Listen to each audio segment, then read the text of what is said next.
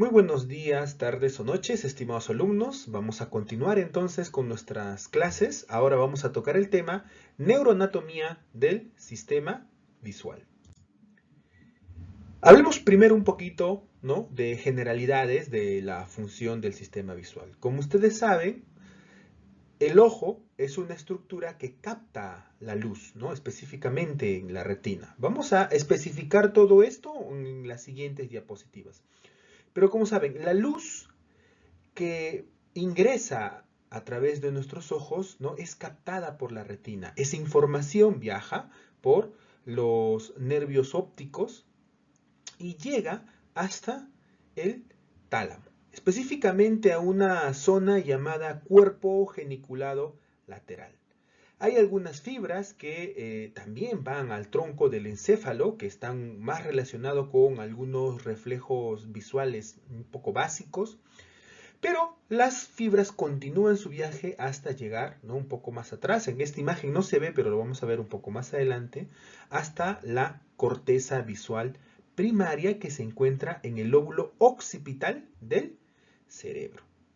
¿Okay? Y ahí es donde se procesa la información para entender los colores, las formas, reconocer patrones, reconocer rostros, etcétera, etcétera, etcétera.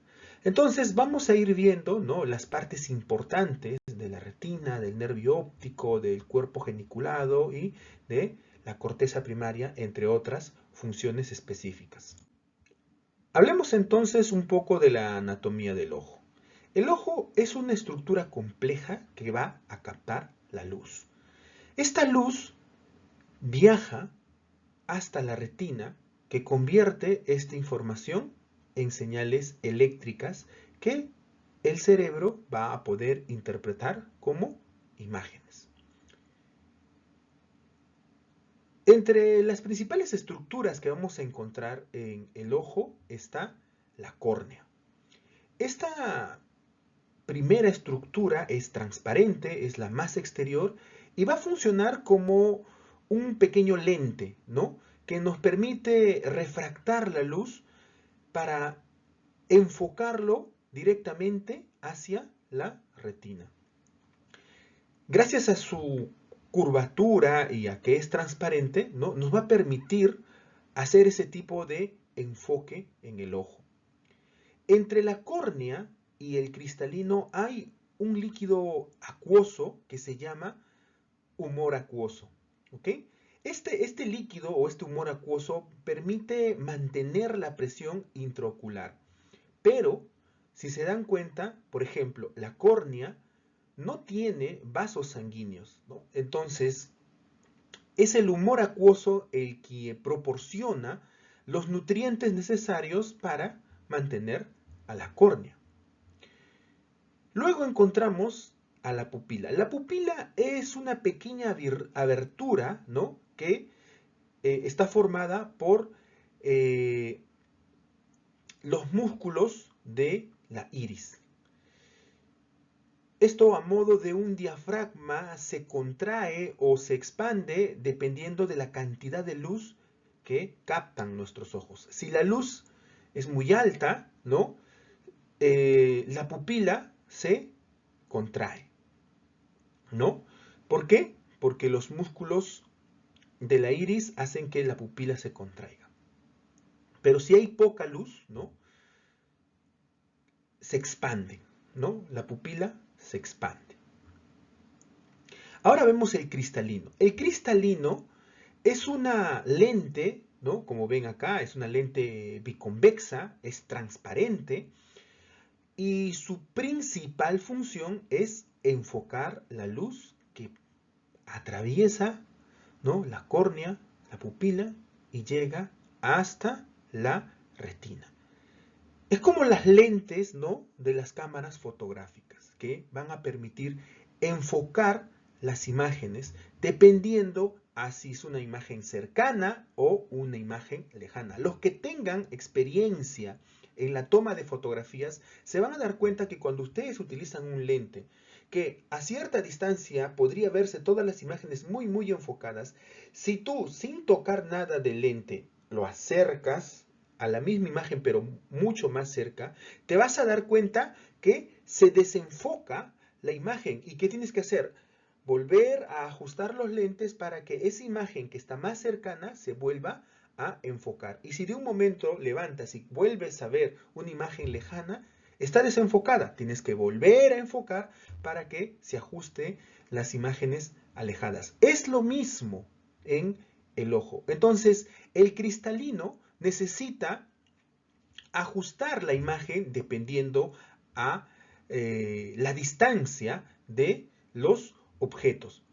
Si un objeto está muy cercano, entonces los músculos ciliares empiezan a contraerse para que el cristalino, ¿no? Tenga una forma más redondeada, ¿ok? Y esto hace que se abulte, aumente su curvatura y permita enfocar más los objetos cercanos. Mientras que los objetos alejados, ¿no? El músculo ciliar se relaja y el cristalino como que se aplana un poco más, ¿no? Reduciendo la refracción, y esto hace que la visión a distancia sea un poco más clara, ¿no?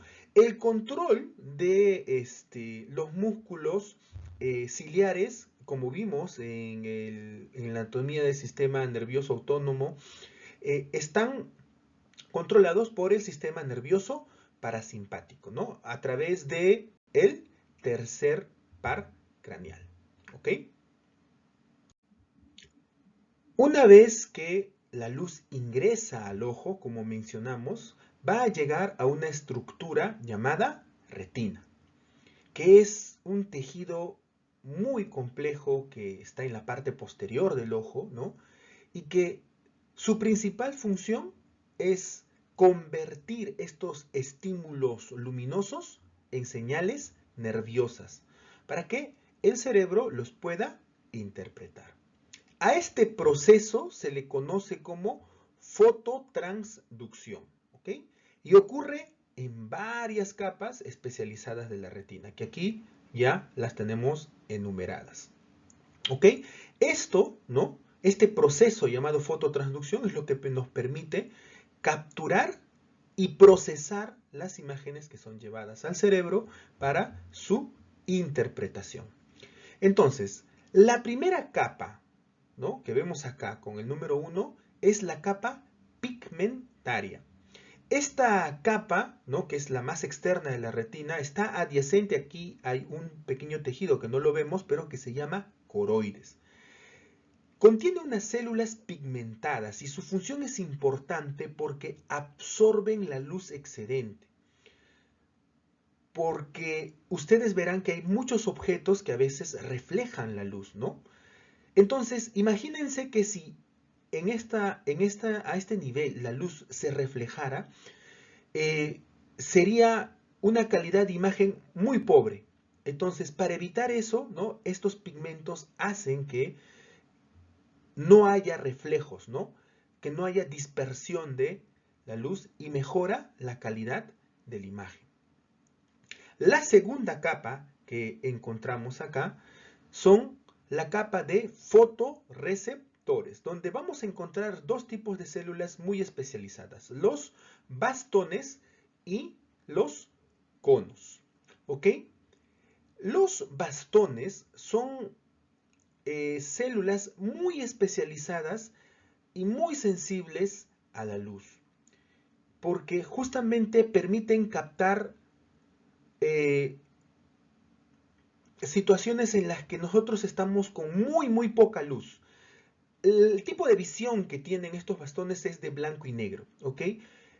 No captan mucho los colores, pero sí nos permiten, este tipo de especialización nos permiten ver en lugares donde hay muy poca luz, muy poca luz. Si ustedes recuerdan, a veces hay lugares que están un poco oscuros, cierras un poco los ojos o simplemente esperas que tu visión se adapte y de un momento a otro te das cuenta que ya lo puedes ver un poco más nítido. Ok, eso no es mágico, eso no es gratis, ¿no? Eso es gracias a los bastones. Mientras que los conos se van a encargar de la percepción del color, ¿no? De la visión, ¿no? De las cosas, pero cuando hay mucha luz, hay buena luz, ¿no? Que nos permite interpretar los colores. Entonces, juntos trabajan para tener una visión completa en diferentes tipos de cantidad de luz que se ve en las imágenes que captan nuestros ojos. La tercera capa que vamos a encontrar es la capa nuclear externa. Se llama nuclear externa porque aproximadamente en esta capa es donde encontramos los núcleos de los conos y los bastones. Pero esta capa también es la capa donde se encuentra el soporte estructural y metabólico, ¿no? De estas células, ¿ok? De los conos y de los bastones. Por eso es importante. La cuarta capa que vamos a encontrar, que está acá, ¿no? De color celeste, es la capa plexiforme externa. Esta capa es la que produce la sinapsis, ¿no? Como vemos acá, entre los fotorreceptores, o sea, nuestros conos y bastones, y las células bipolares. ¿Ok?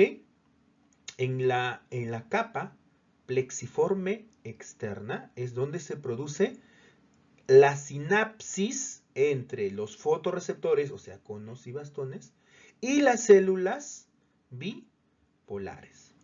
Entonces, en la quinta capa es donde vamos a encontrar, ¿no? Justamente a estas células bipolares, pero también vamos a encontrar a este otro tipo de células llamadas horizontales.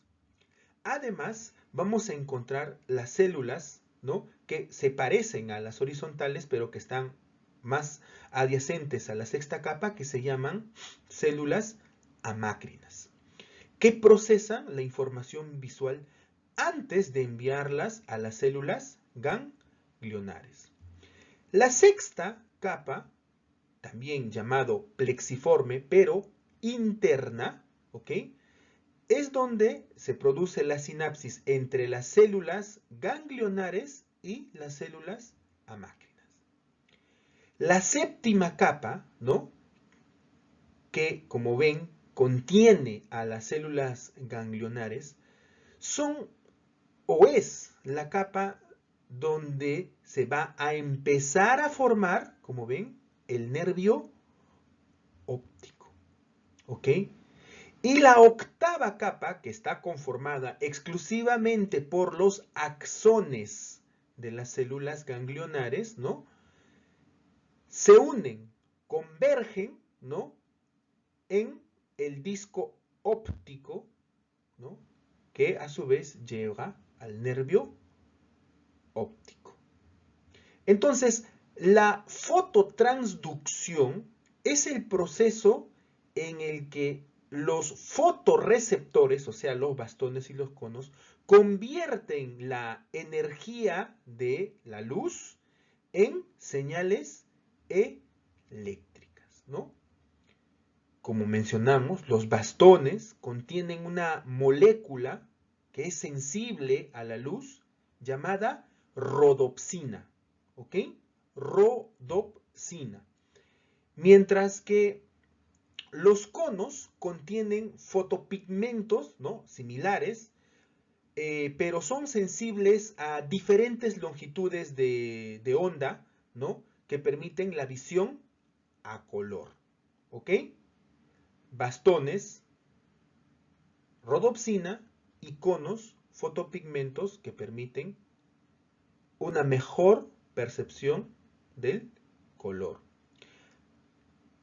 Cuando la luz llega a estos fotorreceptores, cambia la forma de estos fotopigmentos y este cambio desencadena una cascada química que convierte, ¿no?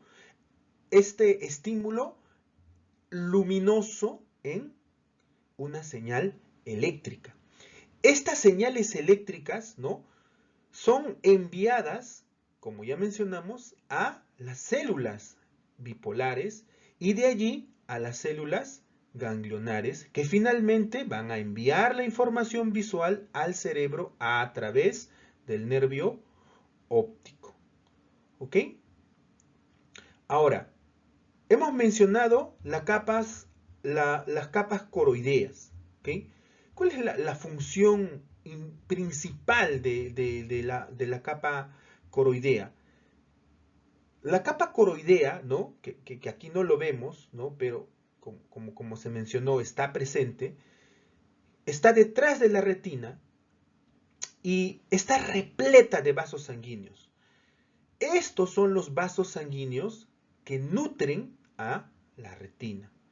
También ayudan a absorber la luz excedente, ¿no? Apoyando a que se evite el reflejo, ¿no? En el ojo. Y como se mencionó, está adherida a la capa pigmentaria, que precisamente al absorber la luz previene el daño por la radiación ultravioleta. Ojo, no estamos diciendo que vas a poder mirar directamente al sol, obviamente tiene un límite, pero la luz ultravioleta hasta cierta cantidad, ¿no? Es prevenida, ¿no? El daño es prevenido por la capa pigmentaria. Cuando la luz ingresa a través de la córnea, pasa por el humor acuoso, luego la pupila y el cristalino, cada una de estas estructuras, como se mencionó, refracta la luz y la enfoca, ¿no? Para que llegue a la retina. Pero este tipo de estructura, ¿no? Hace que la imagen llegue a la retina invertida, al revés, ¿no? Porque los rayos de luz que entran al ojo se cruzan, ¿no? Internamente a través del cristalino y llegan a la retina completamente invertida. O sea que la imagen superior se ve en la parte inferior y viceversa, pero también la imagen de la izquierda, ¿no? Se vería en la derecha y viceversa. La imagen de la derecha se vería en la izquierda, ¿ok?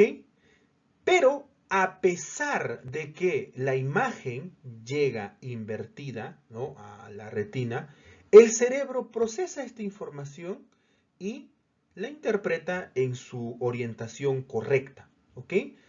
Este ajuste de la inversión de la imagen es automático, ¿no? No tenemos que hacer absolutamente nada, ¿no? El cerebro tiene la capacidad de procesar la imagen y entender que está invertido y, ¿no? Darle, ¿no? La posición que le corresponde. Pero también tenemos que conocer que la visión de nuestro ojo tiene un campo visual, ¿ok?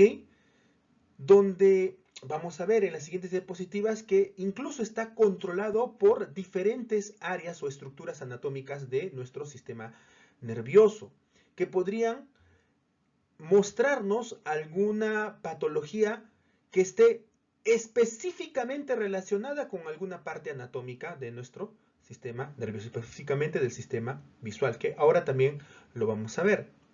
Pero el campo visual normalmente, ¿no? Se divide en 4 cuadrantes, ¿no? El superior derecho, el superior izquierdo, el inferior derecho y el inferior izquierdo. Estos cuadrantes nos van a permitir justamente describir y diagnosticar esas condiciones que les estoy comentando, ¿no? Para poder buscar la posible causa, ¿no? De la patología en cuestión. Entonces es importante saber esto, ¿no? Existen los cuadrantes, incluso las zonas, si es que es central o exterior, para el campo visual. Y como vamos a ver ahora, está relacionado específicamente con partes anatómicas. Y su mala función podría estar específicamente relacionado con alguna patología. Entonces, antes de hablar de las patologías, tenemos que entender específicamente cómo funciona la vía visual central ni el procesamiento de esta información. Entonces, esta vía visual es crucial para las señales que van desde la retina y llegan al cerebro. Y tenemos que comprender cuál es el proceso y el trayecto, ¿no?, de estas vías. Como ya vimos, todo empieza en la retina. ¿Dónde se encuentran qué tipo de células? Las fotorreceptoras, que se encargan de capturar la luz y convierten esa energía lumínica en señales eléctricas. Estas señales, como ya se mencionó, son procesadas primero por las células bipolares y luego por las células ganglionares, ¿no? Luego, recordarán que las células ganglionares tienen todas axones que convergen para formar el nervio óptico, ¿no? El nervio óptico sale del ojo, ¿no?, y lleva la información hasta la retina. Ahora, cuando llega al quiasma óptico, que se localiza justo por debajo del cerebro, las fibras nerviosas de las hemirretinas nasales, o sea, las retinas que están más cerca de la nariz, imaginemos que la nariz está acá, y las retinas que están más cerca de la nariz, ojo, miren bien la imagen, no las que están alejadas, sino las que están más cerca, representadas acá con una línea azul, ¿ok? Estas fibras nerviosas, si se dan cuenta, viajan al lado opuesto, ¿no?, del cerebro, a diferencia de las fibras que están en el lado opuesto. Estas se mantienen en su lado del cerebro. Las hemirretinas nasales son las que viajan al lado opuesto, ¿ok? Mientras las hemirretinas temporales, las que están al lado opuesto, ¿no?, las que están más cercanas a la sien, ¿no?, permanecen en el mismo lado, ¿ok? ¿Ya? Esto es muy, muy importante. ¿Por qué? Porque esto nos va a permitir entender también las patologías, ¿no?, dependiendo de la zona de problema de la visión, ¿no?, que ahorita lo vamos a entender un poco más. Luego, estas fibras juntas viajan a través de el tracto óptico, ¿no? Estos tractos llevan la información hasta el tálamo, como se mencionó al principio, específicamente al cuerpo geniculado lateral, ¿ok? En el cuerpo geniculado lateral del tálamo, ¿ya?, está una estación de relevo, ¿ok? Aquí llegan los axones y hay otras células nerviosas que empiezan otra vez, ¿no? Llevan señales que ya son un poco procesadas, ¿no? Y estas imágenes procesadas son enviadas a la corteza visual primaria. La corteza visual primaria es ya la que se encuentra en el lóbulo occipital del cerebro. Y esta es la primera área donde se realiza el procesamiento extenso de toda la información visual. Aquí las imágenes son analizadas, por ejemplo, cuál es la orientación que tiene lo que tú estás viendo, si se están moviendo, no se están moviendo, qué color tienen, qué otros aspectos visuales vas a poder ver, diferenciar de esas imágenes, etcétera, etcétera, etcétera. Todo en la corteza visual primaria, ¿ok? Entonces, una vez que entendemos, ¿no?, cuál es el recorrido de las fibras nerviosas, ¿no?, del sistema visual, ¿no?, y ya entendemos específicamente todo lo que tiene que ocurrir, ¿no?, para captar la luz, convertirla en un impulso nervioso y que esto llegue hasta el cerebro, las lesiones, ¿no?, se entienden de acuerdo a visiones o déficits de visiones muy específicas, ¿ok? Porque, por ejemplo, si tenemos una lesión a nivel del nervio óptico, que podría ser causado, por ejemplo, por un glaucoma, una neuritis óptica o por algún tipo de trauma, ¿no? A nivel del nervio óptico, podríamos encontrar lesiones como escotomas, ¿no? Que son puntos o pequeños círculos que el paciente no puede ver, pero de un solo ojo, o sea, escotoma monocular. O si el daño es en todo el nervio óptico, entonces vamos a encontrar ceguera monocular, ¿no? De un solo ojo. Y podría ser, ¿no? Si es escotoma, lo más probable es que sea ipsilateral, ¿no? De su mismo lado, porque estamos todavía a nivel del nervio óptico. Todavía no hemos cruzado el quiasma, ¿no? Entonces, si tenemos patologías, como mencioné, que podría ser traumas, neuritis óptica o glaucoma, normalmente vamos a encontrar este tipo de cegueras. Entonces, si tu paciente, hagamos, es al revés, ¿no? Si tu paciente te dice, doctor, no veo absolutamente nada de un solo ojo, del otro ojo sí veo, pero de este ojo no veo nada, y tú aparentemente no ves que tiene una lesión en alguna estructura propia de la anatomía del ojo, podrías tú sospechar que es el nervio de el mismo lado, ipsilateral de ese ojo, ¿ok? Si la lesión es a nivel del quiasma óptico, ¿no?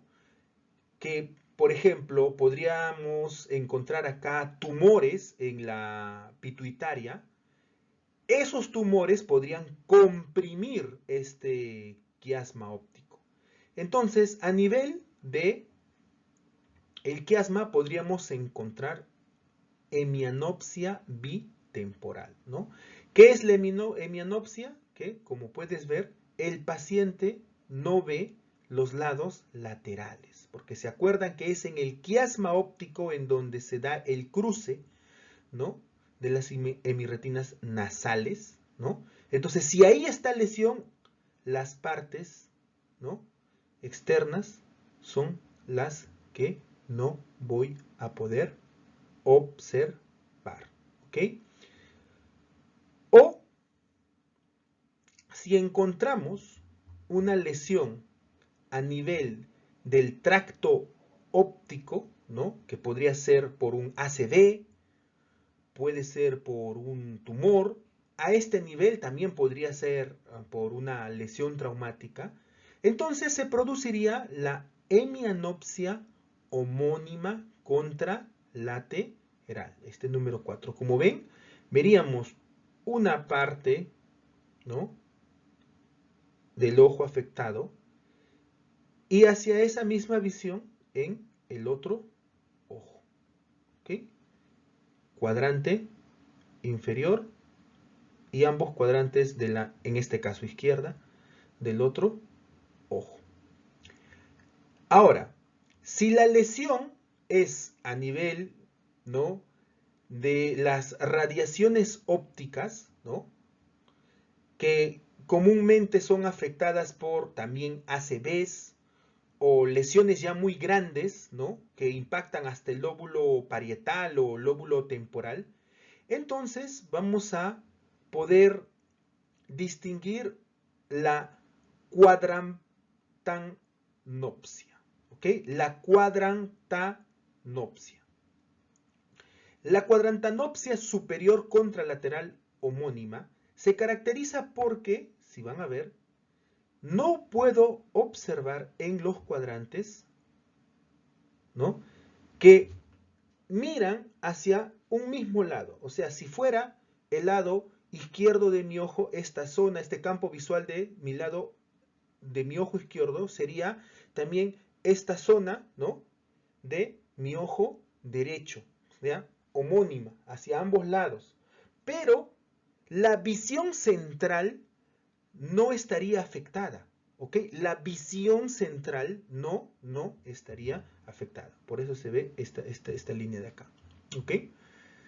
Ahora, si vemos, ¿no? Este, una lesión a nivel de la corteza ya visual, o sea, a nivel del lóbulo occipital, ¿no? Que podría ser por infartos, también por lesiones traumáticas o enfermedades degenerativas, ¿no? Que afecten específicamente al lóbulo occipital.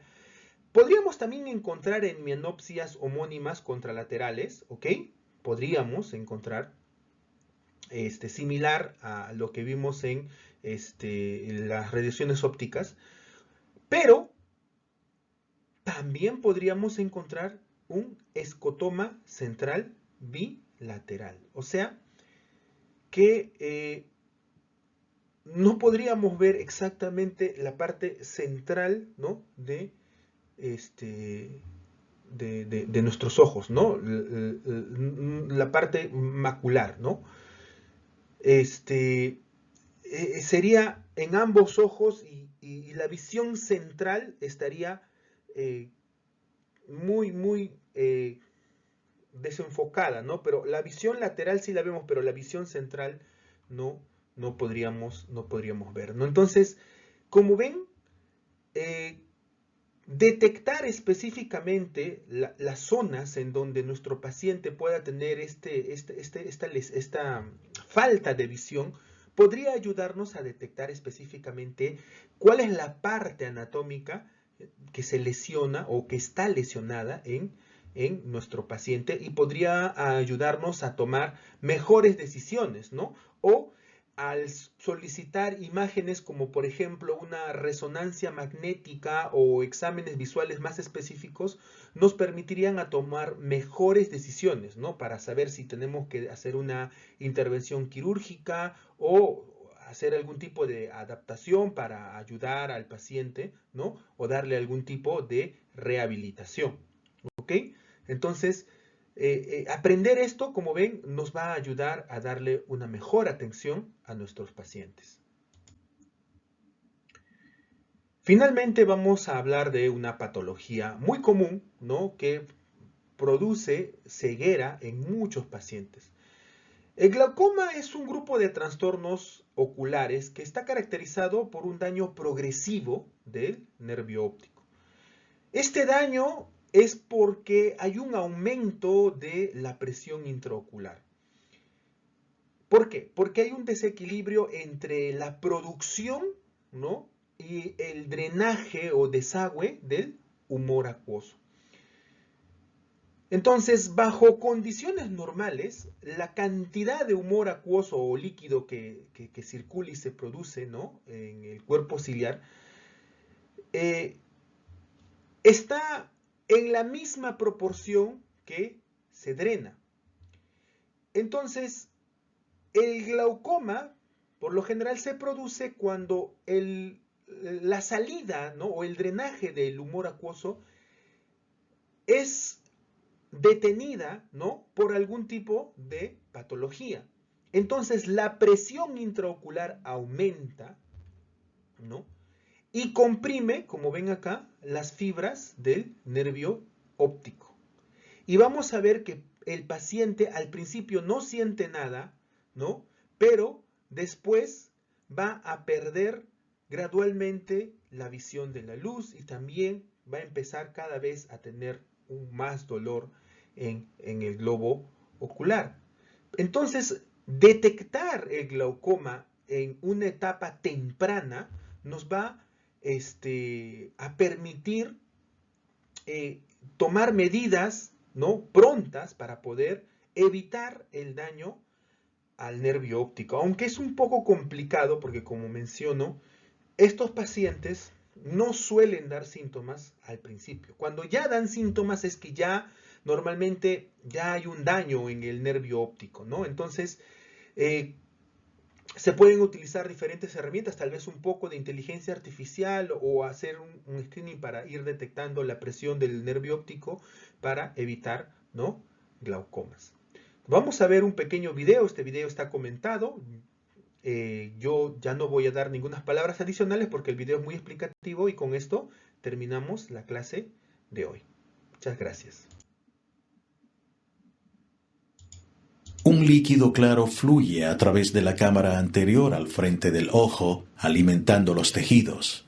En el ángulo abierto, donde se unen la córnea y el iris, el líquido fluye a través de una malla esponjosa y sale del ojo. Pero si pasa muy lento, la presión adentro del ojo aumenta a un nivel que daña el nervio óptico, resultando en la pérdida de visión debido a un glaucoma del ángulo abierto. Si no se trata, la pérdida de visión avanza y pasa de una visión normal y sin dolor a una pérdida de visión periférica o lateral y eventualmente con pérdida total de la visión.